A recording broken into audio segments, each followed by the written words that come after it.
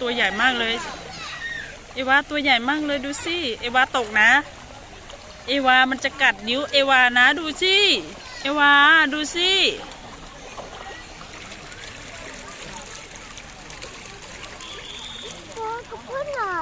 พ่อบวชลองจับดิจับเลยจับเลย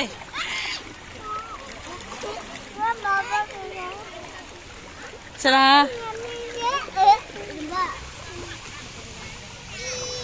ดีตัวใหญ่มากเลยนี่อาร์กอบุลีเนาะอาร์กอบุลีใครบ้างวะเนี่ยนี่อาร์กอบุลีนี่งอรันจิริงอรันจิบัวงอรันจิริงอจิบัวอาหารปลาหยอดเลยตกอาหารปลาคว้างเลยมาแล้วเนี่ยโยนเลยโยนใส่ปลาน่ะ